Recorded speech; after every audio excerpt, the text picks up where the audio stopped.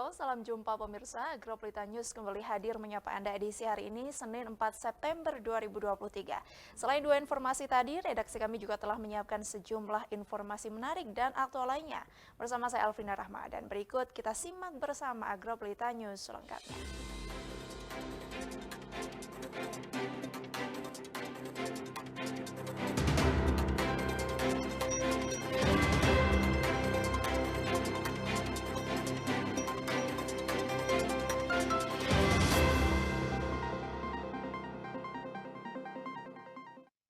Pemirsa, mengawali Agropelita News hari ini, berikut kami rangkum berita seputar Malang Raya dalam News 60 Detik.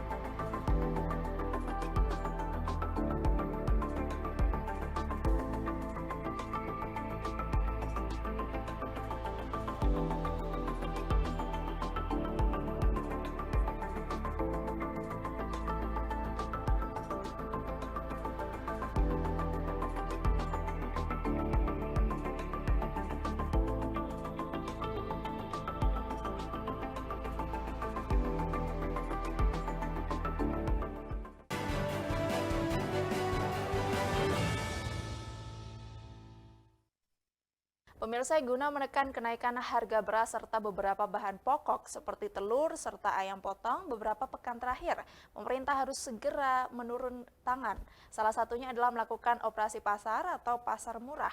Hal tersebut ditegaskan langsung oleh Ketua Kamar Dagang Indonesia Jawa Timur, Adi Dwi Putranto, dan menurut Adi, kenaikan beberapa komoditas pangan berpotensi terjadi inflasi jika tidak segera ditangani. Bu Mardi, salah satu ibu rumah tangga yang juga penjual nasi di Pasar Genting, Surabaya ini merasakan sudah lebih dari sepekan ini harga sebagian 9 bahan pokok terus mengalami kenaikan harga. Sebagai ibu rumah tangga yang merasakan langsung dampak kenaikan bahan pangan seperti halnya beras, telur, ayam potong, tentunya Mardi tidak habis pikir dan hanya bisa pasrah dan berharap harga komoditas pangan khususnya sembako segera turun. Iya. Harga beras seperti apa, Bu? Ya, kalau beras itu ya kalau pimpin itu 15,5 kalau micet. Kalau beras biasa itu 14,5. Naik itu ya? Naik. Kalau naik itu berdampak apa Kak sama Ibu? Ya orang jualan gitu, sekarang naik, Kak boleh gitu tahu. Kalau beras modal. Sementara itu, Ketua Kamar Dagang dan Industri Jawa Timur, Adi Dwi Putranto, menjelaskan kenaikan beberapa komoditas pangan berpotensi terjadi inflasi jika tidak segera ditangani. Kenaikan beberapa komoditas pangan menurutnya tidak lepas dari adanya dampak fenomena El Nino, di mana dampaknya sebagian wilayah mengalami kekeringan. Meski begitu, Kadin Jatim berharap dampak El Nino yang mengakibatkan sebagian produk pertanian menurun dan mengakibatkan kenaikan harga harus segera ditanggapi oleh pemerintah secara cepat, salah satunya segera melakukan operasi pasar ataupun pasar murah. Memang mulai bulan Agustus itu ada badai apa ya yang kekeringan. Ini sampai cukup lama, musim kering cukup lama dan memang panas. Nah, ini harus diantisipasi sama pemerintah terkait dengan kalau mau tanaman ya air harus disiapkan. Pemerintah pasti sudah mengantisipasi dengan model operasi pasar, bulog ini pasti sudah mengantisipasi. Kenapa pemerintah cepat akan mengantisipasi ini? Karena khawatir inflasi naik. Nah, ini pasti pemerintah sangat cepat untuk mengantisipasi, khususnya Jawa Timur. Sementara salah satu penjual sembako Haja Asak yang berjualan di Pasar Genting, Surabaya menjelaskan harga beras naik cukup signifikan dan sudah terjadi sepekan terakhir. Jika biasanya satu sak beras 25 kg berkisar Rp270.000 dan saat ini naik menjadi Rp300.000 lebih. Normal tuh beras biasanya berapa per kilo? Kalau normal itu 1 kilo dulu 11.000. Kalau normal. Kalau sekarang? Kalau sekarang tuh yang 11 menjadi 13.000. 13 per kilonya per ya? Kilo. Saya nggak ambil banyak, Pak. Ambil 1 sak, 2 sak gitu aja. Sekarang? Pak, iya uang itu loh, Pak, bikin gini-gini. Terlalu mahal ya? Terlalu mahal, Pak. Dari kota Surabaya, Akbar ATV melaporkan. Kita beralih ke informasi lainnya, pemirsa. Dewan Pers bersama dengan PWI serta IJTI adakan uji kompetensi dan diadakan di sebuah hotel di kota Surabaya. Adapun tujuan kegiatan salah satunya membatasi kerja wartawan abal-abal di daerah.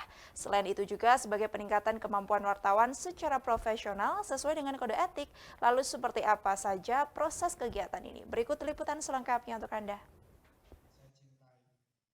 Pertama-tama tentu kita bersyukur kita dipertemukan kembali dalam Dewan Pers bersama PWI serta IJTI mengadakan uji kompetensi diadakan di sebuah hotel kota Surabaya. Adapun tujuan kegiatan salah satunya membatasi kerja wartawan abal-abal di daerah. Selain itu juga sebagai peningkatan kemampuan wartawan secara profesional sesuai kode etik. Kegiatan ini diadakan untuk mengukur kemampuan kinerja wartawan dalam meliput berita dengan baik dan benar. Uji kompetensi yang bertujuan untuk meningkatkan kualitas wartawan ini diikuti oleh banyak media, baik media cetak, televisi, dan online, serta media cyber lainnya. Uji kompetensi ini diadakan oleh Ikatan Jurnalis Televisi Indonesia bersama PWI dan Dewan Pers Jawa Timur, serta bekerjasama dengan berbagai organisasi pers lainnya. Kegiatan ini merupakan bagian dari upaya untuk meningkatkan standar profesi wartawan di Indonesia, khususnya di Jawa Timur, dan juga mensiasati kinerja wartawan abal-abal yang membuat resah publik. Peserta uji kompetensi ini terdiri dari wartawan senior, junior, dan juga yang masih dalam tahap magang. Mereka mengikuti berbagai tes dan permainan peran yang menyerupai situasi pada lapangan saat meliput berita.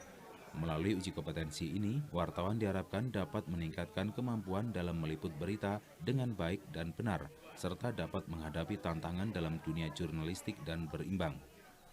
Para peserta uji kompetensi diberikan berbagai tugas dan tantangan yang berhubungan dengan kinerja jurnalistik, seperti menulis berita dengan batasan waktu yang ketat, melakukan wawancara dengan narasumber melalui audiovisual, serta mempublikasikan baik secara akurat dan cepat. Selain itu, mereka juga diuji dalam kemampuan menganalisis dan memverifikasi fakta, serta memahami etika jurnalistik yang harus dipatuhi.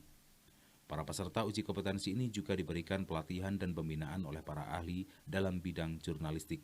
Mereka diberikan pengetahuan tentang teknik menulis berita yang baik dan tepat, etika jurnalistik, penanganan berita darurat, serta penguasaan teknologi informasi dan komunikasi yang mutakhir di era digital. Dan sebagai pemateri dihadirkan dari tim penguji yang berkompeten, baik dari Dewan Pers, IJTI maupun PWI Pusat. Imam Wahyudi, salah satu tim penguji dari Dewan Pers, mengatakan semua orang bisa menjadi wartawan, namun tidak semua wartawan diakui oleh Dewan Pers kalau medianya tidak jelas dan belum terverifikasi di Dewan Pers. Selain itu, wartawan juga harus melewati serangkaian uji kompetensi sehingga wartawan memiliki kompetensi dan menjalankan profesinya sesuai kode etik jurnalistik. Dari ratifikasi ketentuan tentang uji kompetensi wartawan ini oleh semua pemilik media-media besar. Kenapa saya katakan besar? Karena banyak sekarang yang mengatakan bahwa media-media, ada yang media-media kecil, UMKM dan sebagainya. Saya nggak mau melihat UMKM dan sebagainya. Yang saya lihat adalah mau atau tidak menjadi profesional, mau gede, mau kecil nggak ada masalah. Kurang lebih seperti itu. Mau profesional atau enggak itu yang jadi masalah. Itu yang pertama. Yang juga adalah bagian dari tanggung jawab kita untuk menunjukkan kepada semua stakeholder, terutama masyarakat yang memang tempat kita mendedikasikan profesi ini, adalah bahwa kita mampu untuk mengatur diri kita sendiri. Jadi uji kompetensi wartawan ini sama juga seperti profesi-profesi yang lain, bahwa pada saat kita kemudian diberi kewenangan, diberi kepercayaan untuk mengatur dirinya sendiri, maka kita juga harus bisa menunjukkan bahwa kita punya standar. Dari Kota Surabaya, Akbar ATV melaporkan.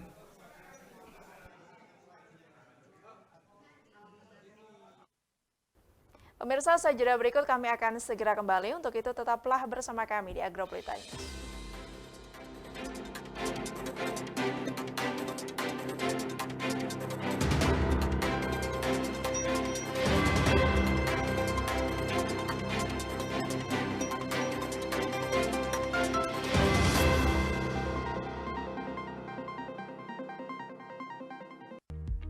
Dalam upaya pencegahan dan pengendalian penyakit demam berdarah DNJ DBD di Kota Batu, lakukan pemberantasan sarang nyamuk dengan melakukan 3M+, menguras dan menyikat tempat penampungan air seminggu sekali, menutup rapat tempat penampungan air, mengubur barang bekas yang dapat menampung air. Selain itu ditambah plus dengan cara lainnya seperti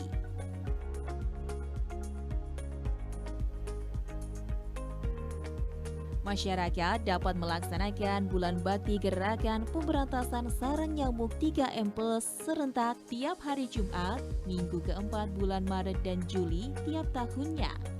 Segera lapor ke Dinas Kesehatan terdekat apabila ada kasus DBD di lingkungan Anda. Ayo, waspada demam berdarah DNJ. Iklan layanan ini dipersembahkan oleh beragam informasi mengenai pendidikan, agribisnis, ekonomi, dan lainnya akan dibahas tuntas dalam Dialog Siang. Setiap hari Rabu, Kamis, dan Jumat, jam 1 siang, hanya di ATV.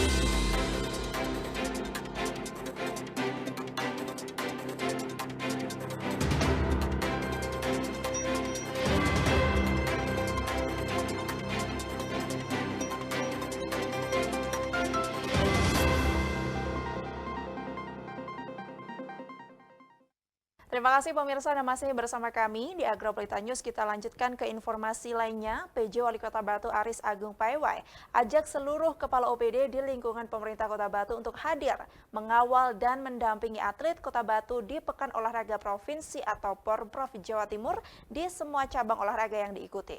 Pendampingan ini lanjut PJ sebagai bentuk perhatian serius dan juga support terhadap para pejuang olahraga Kota Batu yang tengah bertanding dan pemerintah Kota Batu. Yang menjadi pimpinan perangkat daerah. PJ Wali Kota Batu Aris Agung Paiwai ajak seluruh kepala OPD di lingkungan pemerintah Kota Batu untuk hadir, mengawal dan mendampingi atlet Kota Batu di Pekan Olahraga Provinsi Porprov Jawa Timur di semua cabang olahraga yang diikuti.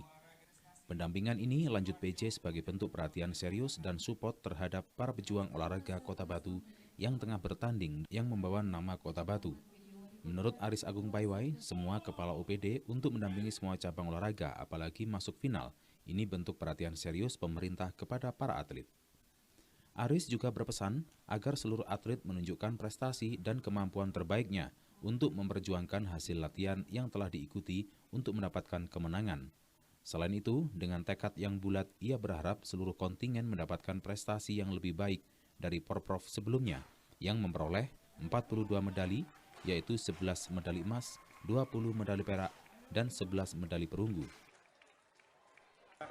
Hari ini tentunya saudara sekalian bisa menyaksikan tadi kita melepas dan mengukuhkan atlet dari Kota Batu yang akan berjuang di Porprov ke-8 tahun 2023. Kami tentunya berharap bahwa perolehan medali yang diraih nanti oleh atlet kita dari Kota Batu bisa lebih meningkat dibandingkan di tahun 2022 kemarin, Porprov ke-7 yang informasinya dari Ketua KONI kita ada 11 medali emas dan kita berharap bisa melebihi dari 11 medali emas di tahun 2022 kemarin.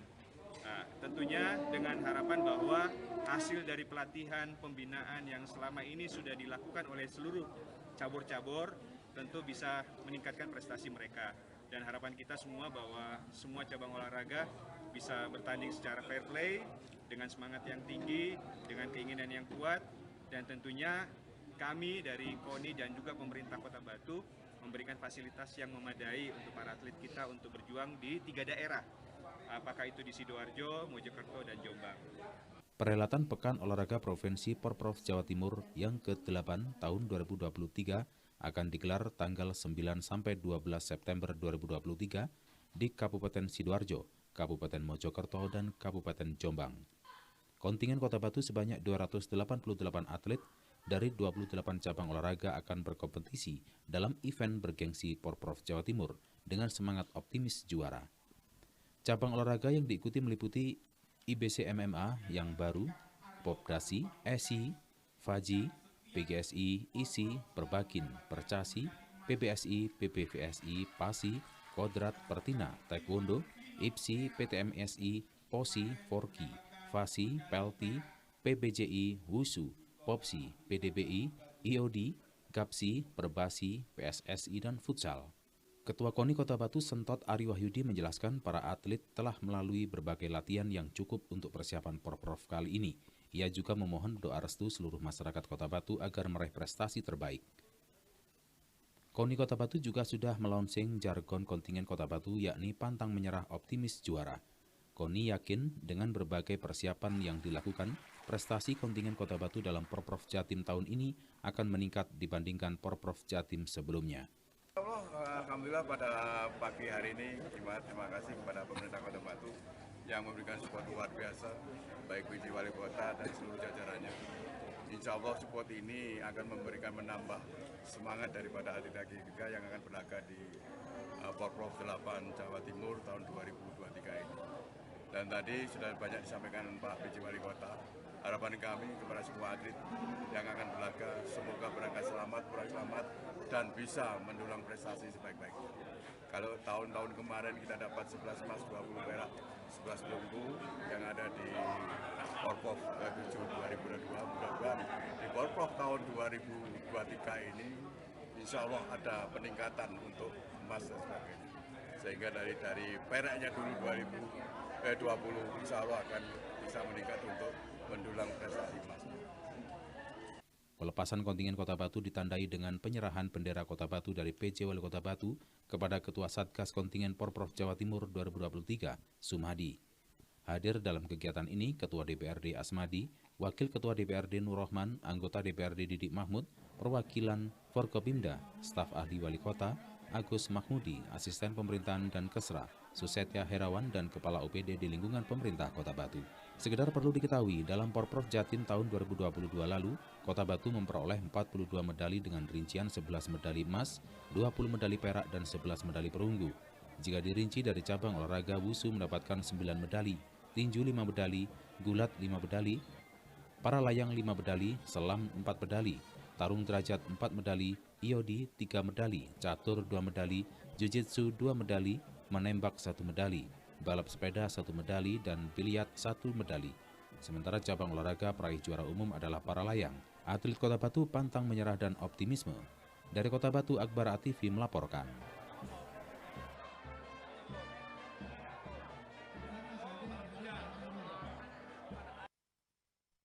Sementara itu, pemirsa, puluhan tim futsal pelajar terbaik se-Malang Raya ikut berkompetisi dalam turnamen Axis Nation Cup 2023 zona Region East. Turnamen melibatkan 1.200 tim dari 30 kota di seluruh Indonesia untuk memenangkan hadiah total Rp270 juta dan juga berkesempatan untuk soccer camp di Bali United.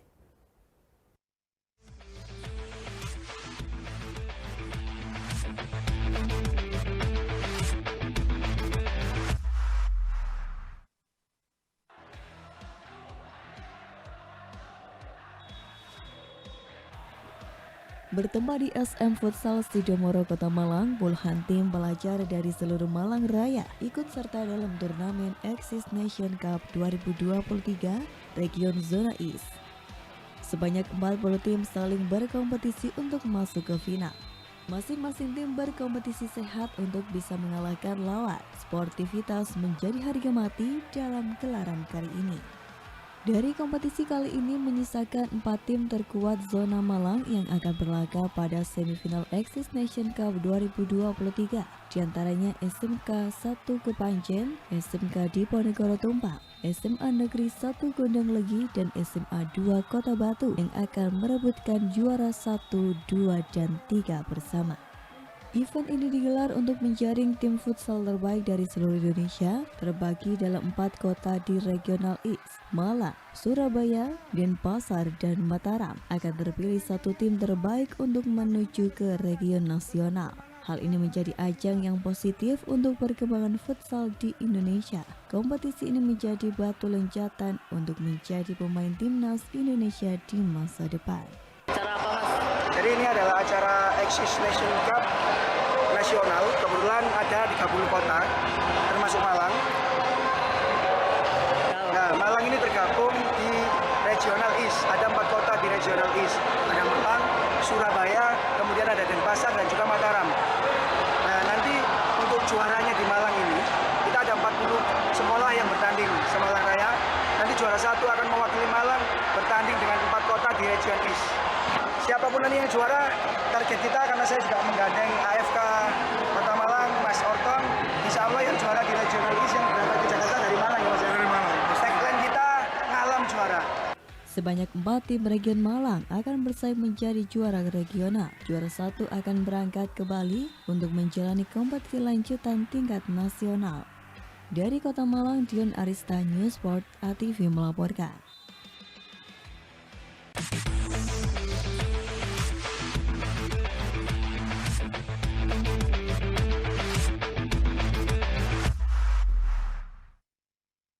Usai jeda berikut kami akan segera kembali. Untuk itu tetaplah bersama kami di Agropolita News.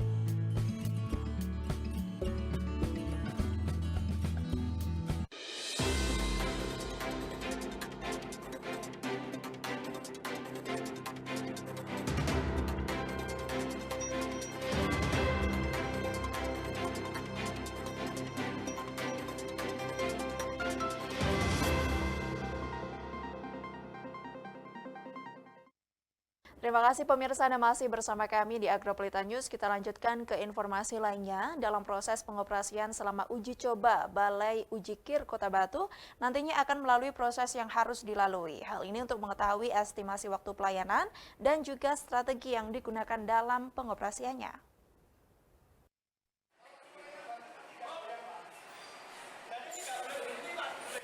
Gadis Dewi Primandasari, Kepala UPT Balai Uji KIR Kota Batu, menjelaskan bahwa dalam prosesnya nanti kendaraan akan diarahkan menuju pendaftaran terlebih dahulu. Hal ini untuk melihat dan melengkapi data kendaraan yang akan diuji, yang datanya akan dimasukkan melalui sistem. Selain itu akan dilanjutkan melalui proses pengecekan bukti fisik kendaraan dan nantinya bila sudah sesuai, maka akan dilanjutkan dengan tahapan proses pengujian kendaraan yang mana akan dilakukan pemanggilan kendaraan via Android. Untuk estimasi pelayanan pengujian Balai Uji KIR Kota Batu, Gadis Dewi Primandasari menyebutkan bahwa estimasi pelayanan pengujian satu kendaraan yaitu sekitar 20 menit. Masuk di sana di awal itu didaftar dulu Mbak, dimasukkan by system. Sudah habis itu parkir dulu, di sini nanti harusnya dicek ulang bukti fisiknya, pendaftaran, administrasi, sudah oke, baru nanti masuk ke pengujiannya, itu langsung by Android dipanggil satu-satu. Kalau waktunya, kalau untuk satu kendaraan estimasi waktunya butuh berapa lama? Insya Allah 20 menit kita sudah kelar Mas. 20 menit sudah? Iya. Dari Kota Batu, Abraham Patrika, ATV melaporkan.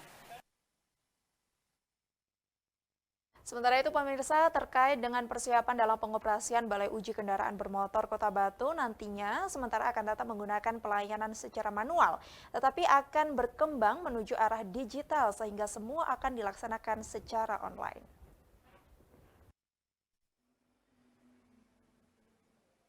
Kepala UPT Balai Uji KIR Kota Batu, Gadis Dewi Primandasari, menjelaskan bahwa untuk saat ini pihaknya akan melaksanakan uji coba secara manual terlebih dahulu. Hal ini untuk mencari strategi pelayanan yang tepat digunakan sebelum nantinya akan mengarah kepada pelayanan online. Apalagi melihat bahwa Kota Batu sendiri baru pertama kali memiliki Balai Uji KIR kendaraan bermotor, oleh sebab itu perlu persiapan dan langkah-langkah strategis dalam upaya untuk memberikan pelayanan kepada masyarakat yang maksimal. Gadis Dewi Primandasari juga menyampaikan bahwa sistem yang digunakan merupakan satu-satunya yang ada di Indonesia, yaitu Multi-Line System Integration, di mana dalam sistem ini semua proses merupakan satu kesatuan, mulai dari proses pendaftaran sampai proses uji kendaraan merupakan satu kesatuan, sehingga tidak boleh dalam prosesnya akan terlewatkan satu saja. Kalau sistem online kita masih belum menggunakan Mbak, kita masih di uji coba dulu ini untuk pertama kali kan, karena kita masih dari 2018 sampai sekarang kan baru kali ini kita menguji. Jadinya kita untuk manual dulu untuk sementara waktu. Habis itu nanti kalau emang kita sudah menemukan strategi yang tepat, kita nanti insya Allah akan kedepannya akan online juga. Kita tetap menggunakan drive-thru juga kan. Kita insya Allah sistem kita satu-satunya di Indonesia juga Mas Yan. Satu-satunya di Indonesia. Ya. Jadinya multi-line sistem integrasinya. Jadinya kalau biasanya dari kota kabupaten lain itu cuma ini ya Mbak, satu alat, terus dipencolotin alat berikutnya. Kalau kita nggak bisa Mas. Jadinya kita harus dari satu kesatuan. Dari proses pendaftaran sampai hasil ujinya itu satu kesatuan, tidak boleh satu terlewatkan sekaligus. Dari Kota Batu, Abraham Patrika, ATV melaporkan. Pemirsa, jangan beranjak dulu dari tempat duduk Anda karena usai jeda berikut kami akan segera kembali. Untuk itu tetaplah bersama kami di Agropelita News.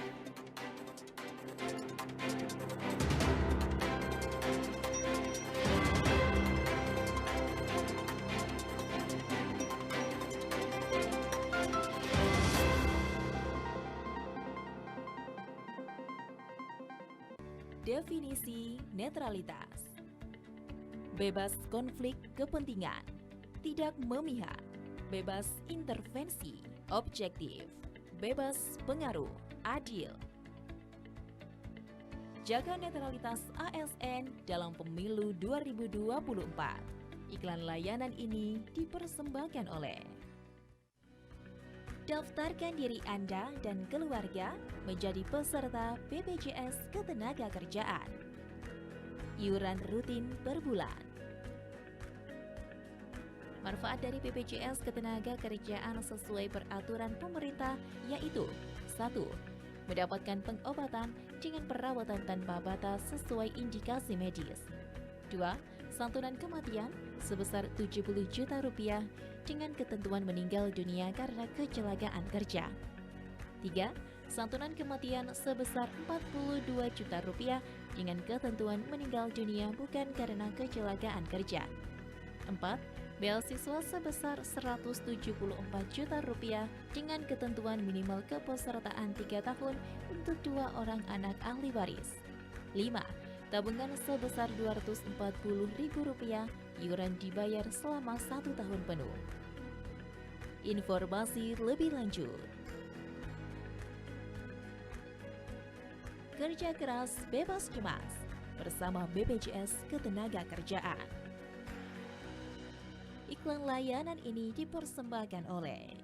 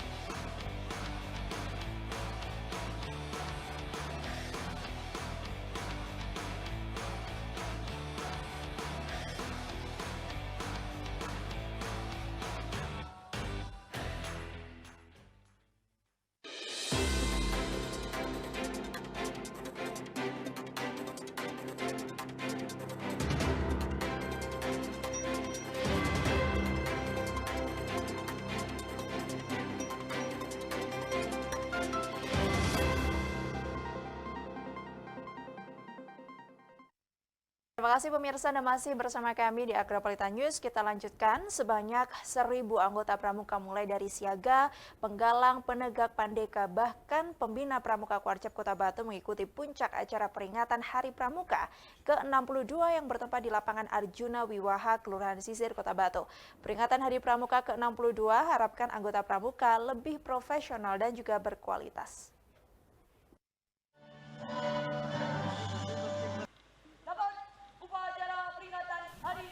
Puncak acara peringatan Hari Pramuka ke-62 diikuti oleh sekitar 1.000 anggota pramuka, mulai siaga, penggalang, penegak, pandega hingga pembina pramuka Kuarcap Batu, yang bertempat di lapangan Arjuna Wiwaha, Kelurahan Sisir.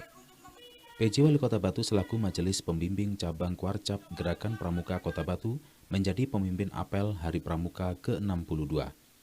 Acara ini juga dihadiri oleh Forkopimda Kota Batu.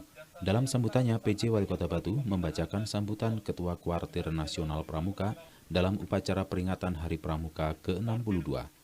Selain itu, Aris Agung Paiwai berpesan kepada seluruh peserta agar dalam rangka memperingati Hari Pramuka untuk terus mewujudkan SDM yang profesional dan berkarakter, utamanya sebagai anggota pramuka.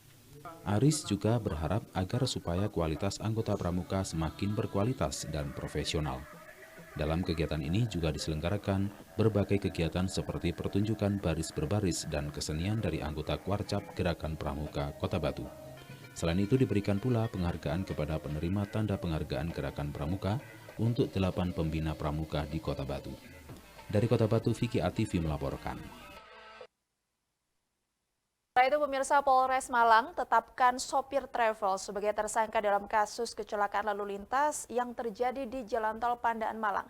Pada kecelakaan tersebut 2 orang penumpang dilaporkan tewas dan 6 penumpang lainnya luka-luka.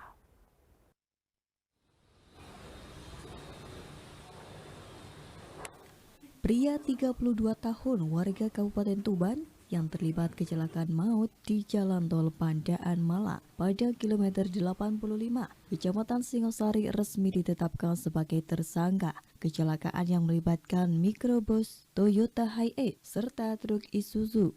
mengakibatkan 2 penumpang asal Kalimantan Barat meninggal dunia, sementara 6 orang lainnya mengalami luka-luka.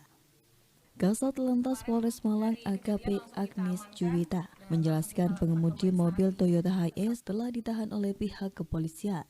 Dijerat dengan beberapa pasal yakni pasal 310 ayat 432 KUHP yang mengacu pada kelalaian yang mengakibatkan kematian, luka berat, dan luka ringan pada korban. Hasil penyelidikan menunjukkan bahwa pada hari kejadian, sopir baru selesai mengemudi dari Tuban. Namun tidak istirahat, ia memilih untuk menghabiskan waktu dengan teman-temannya di sebuah angkringan hingga jam 2 pagi. Setelah tidur selama 1 jam, ia kembali mengambil kendaraan di tempat travel pada jam 3 pagi, lalu menjemput tamunya pada jam 5 pagi. Lebih lanjut, Agnes mengungkapkan bahwa pengemudi Hiace ini mengalami episode microslip ketika sedang mengemudi, yang pada akhirnya menyebabkan kecelakaan maut. Kejadian kecelakaan lalu lintas di tol Malang Pandaan di kilometer 85400A, ini yang pada hari Selasa tanggal 29 Agustus, tepatnya pukul sekitar 8.15 ya pagi, dan ini menyebabkan kecelakaan ini menyebabkan 2 orang meninggal dunia, 4 orang luka berat, dan 2 orang lagi luka ringan. Dan ini di dalamnya merupakan adalah penumpang travel, di mana 8 orang ini berasal dari Kalimantan Barat, dan mayoritas ini umurnya di atas 60 tahun. 60 tahun. Jadi untuk hasil penyelidikan untuk pengemudi ini memang supir, di mana pada hari Senin ini baru selesai mengemudi dari Tuban kembali ke Sidoarjo. Lalu sampainya di Sidoarjo bukan istirahat, tapi malah mungkin pengakuannya adalah ngopi bersama temannya di angkringan sampai dengan pukul jam 2 pagi. Ya, jam 2 pagi, lalu tidur sejam di angkringan tersebut, dan sekitar pukul 3 pagi mengambil kendaraan di tempat travel, lalu di tempat rental ini, lalu mengambil sekitar pukul 5 pagi sudah menjemput tamu. Akibat kecelakaan ini, 2 dari 8 penumpang di mobil Hiace tewas, sementara 4 lainnya mengalami luka berat dan 2 lainnya mengalami luka ringan. Kepolisian akan terus melakukan penyelidikan lebih lanjut untuk mengungkap semua fakta terkait kecelakaan ini dan memastikan bahwa proses hukum berjalan dengan adil. Dari Kabupaten Malang, Max Munir, ATV melaporkan. Pemirsa, berikut kami tampilkan perakiraan cuaca untuk edisi esok hari, Selasa 5 September 2023 untuk daerah Malang Raya dari BMKG Stasiun Klimatologi Kelas 2 Malang. Dan informasi ini sekaligus menutup perjumpaan kita pada Agro Pelita News edisi hari ini. Mewakili seluruh kerabat kerja yang bertugas, saya Elfrina Rahma mengucapkan terima kasih atas kebersamaan Anda dan sampai jumpa.